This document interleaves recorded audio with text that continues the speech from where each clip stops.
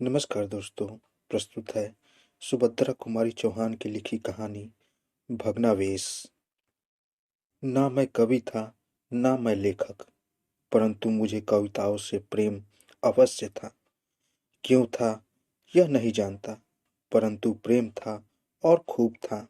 मैं प्रायः सभी कवियों की कविताओं को पढ़ा करता था और जो मुझे अधिक रुचि उसकी कटिंग भी अपने पास रख लेता था। एक बार मैं ट्रेन से सफर कर रहा था। बीच में मुझे एक जगह गाड़ी बदलनी पड़ी। वह जंक्शन तो बड़ा था, परंतु स्टेशन पर खाने पीने की सामग्री ठीक न मिलती थी। इसीलिए मुझे शहर जाना पड़ा। बाजार में पहुंचते ही मैंने देखा कि जगह जगह बड़े बड़े पोस्टर चिपके हुए थे, जिनमें एक बृहद कवि सम्मेलन की सूचना थी और कुछ खास खास कवियों के नाम भी दिए हुए थे। मेरे लिए तो कवि सम्मेलन का ही आकर्षण पर्याप्त था, परंतु कवि की नामवाली को देखकर मेरी उत्कंठा और भी अधिक बढ़ गई। दूसरी ट्रेन से जाने का निश्चय कर जब मैं सम्मेलन के स्थान पर पहुंचा, तो उस समय कविता का पाठ प्रारंभ हो चुका था और उर्दू के एक शायर अपनी जोशीली कविता मजलिस के सामने पेश कर रहे थे। दाद भी इतने जोरों से दी जा रही थी कि कविता का सुनना ही कठिन हो गया था। खैर, मैं भी एक तरफ चुपचाप बैठ गया, परंतु चेष्टा करने पर भी आंखें स्थिर न रहती थी, वरन वे किसी की खोज में बार बार विह्वल हो उठती थी। कई कवियों ने अपनी अपनी सुंदर रचनाएं सुनाई। सबके बाद एक श्रीमती जी भी धीरे धीरे मंच की ओर अग्रसर होती देख पड़ी। उसकी चाल ढाल तथा रूपरेखा से ही असीम लज्जा एवं संकोच का अत्यक्ष परिचय मिल रहा था। किसी प्रकार उन्होंने भी अपनी कविता पढ़ना शुरू किया। अक्षर अक्षर में इतनी वेदना भरी थी कि श्रोतागण मंत्रमुग्ध से होकर उस कविता को सुन रहे थे। वाह वाह और खूब खूब की तो बात ही क्या, लोगों ने जैसे सांस लेना तक बंद कर दिया था और मेरा तो रोम रोम उस कविता का स्वागत करने के लिए उत्सुक हो रहा था। जब बिना उसमें एक बार मिले वहां से चले जाना मेरे लिए असंभव सा हो गया था। अतः इसी निश्चय के अनुसार मैंने अपना जाना फिर कुछ समय के लिए टाल दिया। उसका पता लगाकर दूसरे ही दिन लगभग 8 बजे सवेरे मैं उनके निवास स्थान पर जा पहुंचा और अपना विजिटिंग कार्ड भिजवा दिया। कार्ड पाते ही एक अधेड़ सज्जन बाहर आए और मैंने नम्रता से पूछा कि क्या श्रीमती जी घर पर हैं। जी हाँ, आइए बैठिए। आदर प्रदर्शित करते हुए मैंने कहा, कल के सम्मेलन में उनकी कविता मुझे बहुत पसंद आई, इसलिए मैं उनसे मिलने आया हूँ। वे मुझे अंदर लिवा ले गए। एक कुर्सी पर बैठलाते हुए बोले, वह मेरी लड़की है, मैं अभी उसे बुलवा देता हूँ। उन्होंने तुरंत नौकर से भीतर सूचना भेजी और उसके कुछ ही क्षण बाद वे बाहर आती हुई दिखाई पड़ी। परिचय के पश्चात बड़ी देर तक अनेक साहित्यिक विषयों पर उनसे बड़ी बड़ी रुचिकर बातें होती रही। चलने का प्रस्ताव करते ही उन्होंने संध्या समय भोजन के लिए निमंत्रण दे डाला। इसे अस्वीकृत करना भी मेरी शक्ति के बाहर था। अतः दिन भर वही उनके साथ रहने का सुअवसर प्राप्त हुआ और इन थोड़े से घंटों में ही उनकी साधारण प्रतिभा देखकर मैं चकित सा हो गया। अब तक का मेरा प्रेम प्रणयपूर्ण आकर्षण सहसा भक्ति युक्त आदर में परिणित हो गया।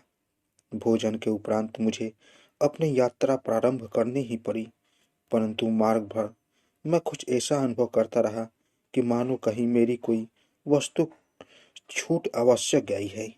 घर लौटकर मैंने उन्हें दो एक पत्र लिखे, परंतु उत्तर एक भी न मिला। कितनी निराशा, एक कितने मानसिक क्लेश का मैंने अनुभव किया। यह लिखना मेरे लिए असंभव है, परंतु विवश था, चुप ही रहना पड़ा। किंतु उनकी कविताओं की खोज निरंतर ही किया करता था। कई महीनों से उनकी कविता भी देखने को नहीं मिली। बहुत कुछ समझाया, परंतु चित्त में चिंता हो उठी। तरह तरह की आशंकाएं हृदय को मथने सी लगी और अंत में एक दिन उनसे मिलने की ठान कर घर से चल ही पड़ा। किंतु चलने के साथ ही बाईं आंख फड़की और बिल्ली रास्ता काट गए। ये अपशकुन भी मुझे अपने निश्चय से विचलित न कर सके और मैं अपनी यात्रा में बढ़ता ही गया। परंतु वहां पहुंचकर वही हुआ जो होना था। वहां न मिली मकान में ताला पड़ा था। पता लगाने पर ज्ञात हुआ कि कई महीने हुए उनके पिता का देहांत हो गया और उनके मामा आकर उन्हें अपने साथ लिवा ले गए। बहुत पता लगाने पर भी मैं उनके मामा के घर का पता न पा सका। इस प्रकार वे एक हवा के झोंके की तरह मेरे जीवन में आई और चली भी गई। मैं उनके विषय में कुछ भी न जान सका। 10 वर्ष बाद एक दिन फिर मैं कहीं जा रहा था। बीच में एक बड़े जंक्शन पर गाड़ी बदलनी थी। वहां पर 2 लाइनों के लिए ट्रेन बदलनी थी। मैं सेकंड क्लास के कंपार्टमेंट से उतरा। ठीक मेरे पास के ही एक थर्ड क्लास के डिब्बे से एक स्त्री उतरी। उसका चेहरा सुंदर किंतु मुरझाया हुआ था। आंखें बड़ी बड़ी किंतु दृष्टि बड़ी कातर थी। कपड़े बहुत साधारण और कुछ मैले से थे। गोद में 1 साल भर का बच्चा था। आसपास और भी 2-3 बच्चे थे। मैंने ध्यान से देखा, यह वे ही थी। मैं दौड़कर उसके पास गया। अचानक मुंह से निकल गया, आप यहाँ, इस वेश में? उन्होंने मेरी तरफ देखा। उनके मुंह से एक हल्की सी चीख निकल गई। बोली, हाय, आप हैं? मैंने कहा, हाँ, मैं ही हूँ, आपका अन्याय भक्त, आपका एकांत पुजारी। किंतु आप मुझे भूल कैसे गई? आपकी कविताएं ही तो मुझे जिलाती थी। आपने अब कविता लिखना भी क्यों छोड़ दिया है? अब उसके संयम का बांध टूट गया।